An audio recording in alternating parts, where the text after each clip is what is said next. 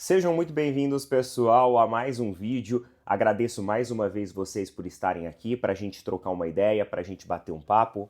Nesse início aí, ó, de fim de semana, já desejo um excelente final de semana para todos vocês, um excelente sábado, um excelente domingo. E olha só, essa semana, na segunda-feira, nós teremos os jogos mais importantes, pelo menos, né, um dos dois jogos mais importantes do Campeonato Brasileiro. Na segunda-feira, às 18 horas, nós teremos o jogo do Palmeiras, que enfrenta o Sport no Allianz. E às 20 horas, na segunda-feira, nós teremos o jogo do Flamengo, que enfrenta o Vitória no Maracanã. Um horário atípico, um horário curioso, esses jogos aí na segunda-feira, e um em escadinha com o outro, né? Até parece que na hora de montar o calendário, a CBF já sabia que Palmeiras e Flamengo estariam ali na disputa ponto a ponto, porque é muita coincidência que as duas equipes estão disputando as primeiras posições da competição e justamente o jogo delas vai ser junto na segunda-feira. Um horário diferente, um horário atípico. Muitas pessoas não gostam desse horário. Eu acho que para quem vai ao estádio, esse não é um horário legal, acaba sendo um horário muito ruim numa segunda-feira. Pô, às 18 horas, galera, 18 horas em São Paulo numa segunda-feira. Olha isso. Difícil, né? Difícil. Agora, pra quem tá em casa, tipo, segunda-feira, 6 horas da tarde já chegou do serviço e tudo mais, começa a semana com um motivo a mais pra assistir um joguinho de futebol, pra curtir e tudo mais. Então existe o pró e existe o contra. Aí vai depender muito do estilo de vida, da rotina de cada um e de cada pessoa, beleza? Vamos bater um papo então? Vamos conversar? Roda essa vinheta aí e bora lá.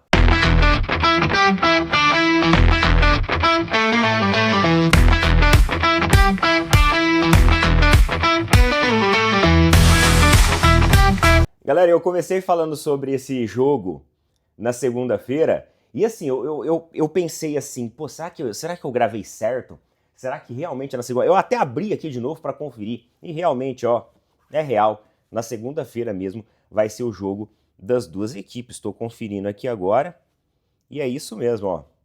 Segunda-feira, dia 25/8, às 20 horas o Flamengo e às 18 horas o Palmeiras. E é o seguinte, ó, comprei aqui um companheiro novo aqui de gravação, que é um microfoninho. Eu já falei pra vocês já que eu não tava feliz com aquele outro microfone meu. Toda hora acabava a bateria, ele não tinha nenhuma luz, nenhuma sinalização se acabava ou não acabava. O som também eu sentia que ele era mais fechado, mais abafado. Então ele tinha muito atrito externo, né? Ruído externo dentro do som. Então eu acabei comprando esse microfone novo aqui, da DJI, marca excelente, marca maravilhosa. Tô gostando muito de utilizar ele. E assim, é aí que você vê que no Brasil a gente paga muito imposto, né? Porque um microfone desse aqui, com o receptor, com o adaptador que eu tive que comprar pro celular, um kit completo ali, ia sair mais ou menos uns R$ 1.150, R$ 1.200. Aqui, cara, eu paguei R$ 580, sabe, no kit completo. Então olha só o tanto de imposto que é incidido. E detalhe, os caras daqui eles já estão tendo lucros, tá? Os caras daqui já têm lucro. Então, assim, vocês imaginam no Brasil o tanto de imposto que acaba incidindo sobre esses produtos. Fora que tem outras coisas aqui bem legais, que é bem mais em conta mesmo que aí no Brasil. Pô, eu tava vendo até o preço dos automóveis aqui, é extremamente barato. Eu tô no Chile, então assim, é muito mais barato. Um Tesla aqui é cerca de R$ 230 mil, tá ligado? O Tesla aqui. No Brasil você paga quanto num Tesla? Se você quiser importar um Tesla. É um absurdo, né? Mas tô com o microfone novo aí. Manda o feedback de vocês. Eu acho que o som tá legal. Eu acho que o som tá bacana. Tem um receptor dele aqui que tem algumas configurações para fuçar e mexer melhor, mas eu não tive tempo ainda. Então coloquei no padrão, no básico aqui. Depois eu mexo um pouquinho mais, porque ele tem outros recursos aqui para melhorar a captação sonora. Mas aí eu vejo isso daí depois com mais tempo, beleza? Vamos lá então. Tem um assunto aqui que um acaba, querendo ou não, influenciando no outro. Porque eu não sei se vocês viram a declaração lá do presidente do Tajeres, O presidente do Talleres, que é o Andrés Fassi, ele falou a respeito da dívida da equipe corintiana em relação ao pagamento do Rodrigo Garro. E ele fez um forte desabafo sobre como que funcionam as regras de fair play financeiro aqui, né, no continente sul-americano. Olha só o que ele falou. Não pagaram mais do que a primeira parcela. É uma vergonha terem o melhor camisa 10 do Brasil jogando 2 anos sem pagar. Estes clubes não deveriam estar na primeira divisão. Tem que ser como na Itália. O espertinho, ele chamou de espertinho, que tem que cair para a segunda ou terceira divisão da competição. Cara, esse daqui é um desabafo que nós já vimos outros presidentes de clubes, inclusive brasileiros, fazendo esse desabafo. O presidente do Cuiabá já fez um desabafo como esse, e realmente é um absurdo. É um absurdo. A sensação que dá é uma sensação de impunidade. É uma sensação do clube fazer... Sabe, aquele clube que faz o certo, ele acaba, parece que, sendo injustiçado. Porque às vezes você vê clubes que mantêm a sua folha organizada, que são responsáveis financeiramente, e que às vezes não tem um 10 de qualidade como o Rodrigo Garro é hoje. Às vezes não tem. Não, mano, o Palmeiras não tem um 10 com a qualidade do Rodrigo Garro. Se vocês falassem assim pra mim, você gostaria do Rodrigo Garro no Palmeiras? Mas é pra ontem. Pra ontem. Só que é diferente, né, quando o clube ele tem responsabilidade financeira, porque ele planeja e calcula muito bem os seus passos. E às vezes isso faz com que as equipes fiquem um pouco mais retraídas a fazer, né, negócios mirabolantes que extrapolam as suas folhas financeiras. Então, é lamentável que a gente, no ano de 2025, veja que essas coisas acontecem aqui no Brasil e que, principalmente, até lá fora, eles têm uma percepção tão negativa do Brasil ter hoje uma regulamentação, uma fiscalização esportiva que deixa tão impune, que fica tão passiva a situações como essas. Eu já falei várias e várias vezes aqui para vocês, se fosse qualquer outra equipe do futebol brasileiro, se não o Corinthians, já teria caído para a segunda divisão. Porque não teria banco estatal negociando o pagamento de dívida, não teria todas essas flexibilidades que hoje o Corinthians tem, muitas delas, por cunho político. Infelizmente, às vezes o pessoal fala assim, ô Neto, esse negócio de ficar falando de política no vídeo é chato, mas quando eu falo de política no vídeo, pessoal, eu falo de política relacionada ao futebol. Infelizmente, hoje o mundo do futebol e a política, eles estão intimamente, sabe, intrinsecamente ligados.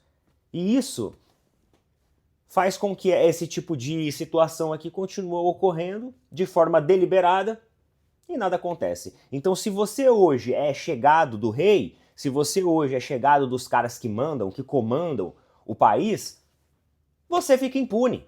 E não é só no futebol, que a gente está falando aqui do futebol, mas existem muitas e muitas outras situações que a gente pode utilizar também como exemplo. É lamentável uma percepção de um dirigente de outro país extremamente correta, extremamente precisa e que a gente aqui dentro do Brasil também lamenta e lamenta muito, e vários dirigentes têm reclamado dessa situação. Agora, o Samir Chayud falou recentemente sobre fair play financeiro lá para o GE. Olha só o que ele falou. A CBF, para quem não sabe, está estruturando um modelo de fair play financeiro. E existe um receio por parte de algumas equipes que têm um poder de fogo maior, como, por exemplo, o Palmeiras, o Flamengo, o Botafogo diz que tem um poder de fogo maior, só que eu não sei se tem tanto poder de fogo assim, porque a coisa lá no Botafogo está bem instável. Daqui a pouco eu vou até comentar sobre uma situação aqui com vocês que mostra essa instabilidade. Mas olha o que ele falou. Nós queremos um modelo autossustentável. Um futebol que você não tenha teto de receita. Essa é uma das preocupações de alguns clubes. Então quer dizer que eu vou ter um teto agora de receita para usar esse dinheiro? Inclusive, o presidente do Inter, ele deixou até um pouco subentendido que a diferença, por exemplo, de investimento em jogadores do Flamengo e do Inter é algo que precisa ser estudado. É algo que precisa ser aprofundado. Ou seja, deixando meio que uma crítica, dizendo assim, os caras que estão tendo muito dinheiro, eles estão podendo reforçar o seu time deliberadamente. Na verdade, tem que ter um equilíbrio para deixar o futebol mais competitivo. É isso que ele quis dizer com aquela declaração. A gente até comentou sobre ela aqui ontem. E passa muito nisso que o Samir Chauti falou, né? Vendo declarações como, por exemplo, a do presidente do Internacional, as equipes que são financeiramente mais organizadas pensam assim, pô, então quer dizer que agora a gente vai ter que segurar a onda, segurar a grana da contratação porque os caras querem equacionar o futebol e equilibrar para todo mundo? Então vai limitar as equipes que têm dinheiro para colocar no caixa? Não é isso que a CBF quer. Olha só, ele falou aqui, ó, mas que tenha teto de gastos. Vamos ver. Você só vai gastar o que arrecada. Evitar um endividamento dos clubes. Evitar o doping financeiro. É o que eu sempre falo, um clube que está devendo, mas contratando jogadores de milhões, prejudica um clube menor que paga em dia. O que a gente quer evitar é esse desequilíbrio. Então, é diferente do que o presidente do Inter falou. A visão do presidente do Inter, o futebol tem que ter um equilíbrio. O Flamengo pode investir 400 milhões, o Palmeiras pode investir meio bilhão, o Inter vai investir 27 milhões. Não é justo. Peraí, se eles têm esse dinheiro, esse recurso disponível, é justo sim.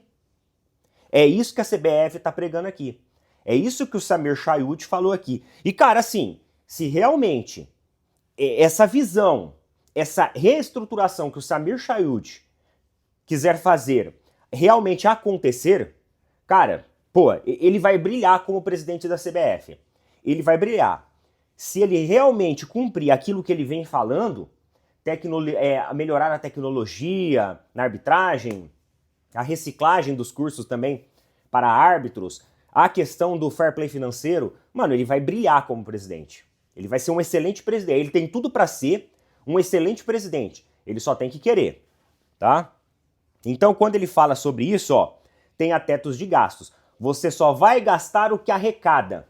Aí sim, aí eu acho justo, eu acho que esse é um modelo que, inclusive, serve até para ilustrar ali e elucidar a crítica que o presidente lá do Tajeres fez em relação ao Corinthians, que tá aí com o jogador há 2 anos e, enfim, continua devendo ali as suas parcelas. E lembra que eu falei para vocês que o Botafogo, eu não sabia se ele era tão rico assim? Olha aqui, ó, o Thiago Nunes, que inclusive é técnico da LDU, que eliminou o Botafogo recentemente agora, essa semana na Libertadores, ele levou o clube na justiça. Ele tá levando o clube na justiça, ó. O técnico Thiago Nunes, que eliminou o Botafogo na Libertadores com a LDU, acionou o clube na justiça por falta de pagamento.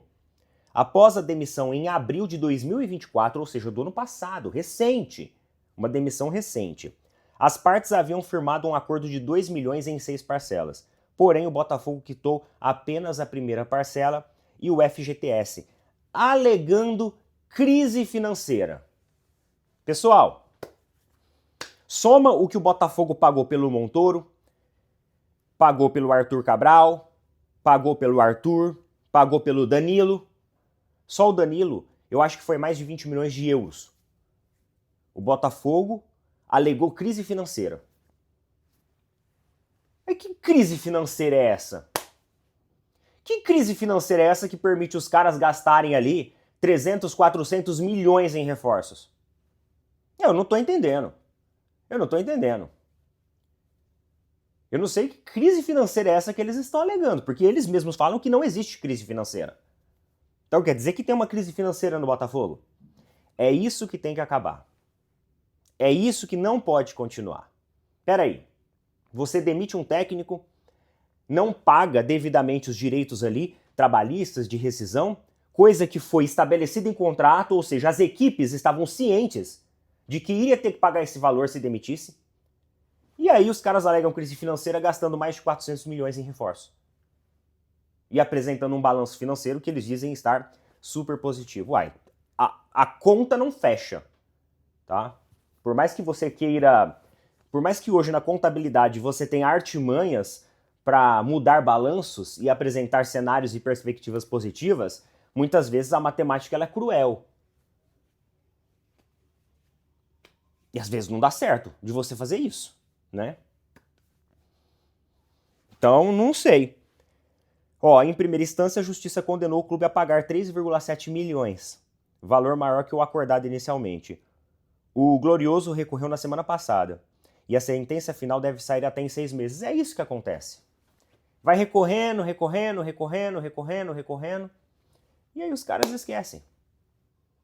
É isso que tem que acabar, pessoal. A CBF ela tem que começar a meter o bedelho nisso. Ah, Neto, mas você é a favor da CBF influenciar na questão financeira dos clubes? Não é uma questão de influenciar, mas é regras. Se você não pagar o seu imposto, você sabe o que vai acontecer, né? Se o leão pegar. É regra, pessoal. É regra. Tem que existir ali também. E hoje, galera, hoje não, né? Ontem, o Carlos Miguel ele foi apresentado e teve uma coletiva lá. E ele falou sobre o episódio. Cara, pra mim ele nem precisava ter falado sobre isso. Sério. Assim, ele basicamente meio que pediu desculpa, né? Pra torcida do Palmeiras em relação à zoeira que ele fez no passado, quando ele era atleta ainda do Corinthians. Olha só o que ele falou. A torcida do Palmeiras ficou muito feliz com a minha contratação, ao contrário dos adversários, que divulgaram um vídeo de quando eu era muito imaturo, muito novo, fiz bobeira, zoação, coisa de moleque, criança. Agora o passado já foi. Agora eu só tenho a agradecer o que o Palmeiras me proporcionou. Pessoal, o vídeo é de 2023, tá? Ano retrasado. O vídeo é de 2023. Do jeito que ele fala, parece que o vídeo é de uns 10 anos atrás, né? Quando ele era lá do Sub-15, Sub-17. Não, o vídeo é de 2 anos atrás. Pouco menos, eu acho, até que 2 anos atrás, tá? Assim, Carlos Miguel, tu não precisa... Cara, tá tudo bem, tá tudo bem. Galera, assim, qual que é a diferença do Carlos Miguel e do Roger Guedes? Né? Ah, Neto, você fala que o cara zoou, mas o Roger Guedes também zoou, você fala que não quer mais o Roger Guedes no Palmeiras hoje. O Roger Guedes, galera, ele conquistou um título pelo Palmeiras, ele defendeu o Palmeiras, ele foi campeão pelo Palmeiras. Acho que o único título no Brasil que ele tem, aqui no Brasil, é do Palmeiras. Inclusive ele tem uma tatuagem desse título. E aí ele chegou no Corinthians zoando o Palmeiras na primeira oportunidade, na primeira live que teve. É diferente. O Carlos Miguel nunca teve identificação nenhuma com o Palmeiras. Ele sempre foi de equipes rivais. Acho que ele foi revelado pela categoria de base do Flamengo, não foi? Aí depois foi para outro time, depois foi pro Corinthians. Então ele nunca teve identificação com o Palmeiras, ele nunca foi palmeirense. Ele chegando lá, fazendo o trabalho dele, cara, ele não precisa ficar beijando o escudo do Palmeiras. Ele é um profissional. E a gente vai colocar ele no lugar ali de profissional, no lugar dele. Ele não vai ser um ídolo, o super ídolo que vai substituir o Marcos. Não, não vai. Não vai. Então ele não precisa, sabe, ficar com essa rasgação de seda. É legal ele ter falado sobre isso e ter meio que, tipo assim, feito um pedido de desculpas aqui público, falando que errou e tudo mais. Mas tá tudo certo. Tá tudo certo. Eu não encano com isso, tá? Pra mim, isso daí é bem insignificante. E agora, meus amigos, é o seguinte, o Palmeiras tenta se aproximar da negociação com o Andreas Pereira. O valor ali tá entre 12 a 15 milhões de euros. Parece que o Palmeiras está colocando uma proposta de 15 milhões de euros. Eu vi lá no canal do Facincani sobre isso. Né? O canal do Facincani, ele falou um pouquinho sobre essa negociação.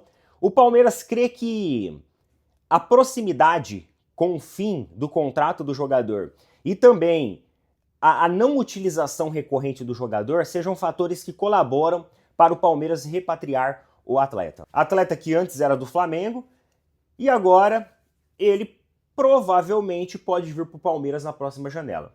Se é cortina de fumaça isso, a gente ainda não sabe, mas parece que realmente existe uma negociação acontecendo e vamos ver. O Palmeiras está precisando. Eu já falei aqui que o Palmeiras precisa de melhorar o seu meio-campo. Nós fizemos um vídeo ontem para falar especificamente sobre isso. Fiz até um comparativo, né? Meio-campo ali hoje do Flamengo com o meio-campo do Palmeiras, as diferenças e os jogadores que eles têm, que trazem ali um poder de articulação, de criação melhor. Poder esse que eu acho que hoje o Palmeiras não tem no seu meio-campo. É uma das grandes falhas da equipe do Palmeiras. E trazer o Andreas seria o início ali da gente já começar a desenhar um sistema intermediário melhor.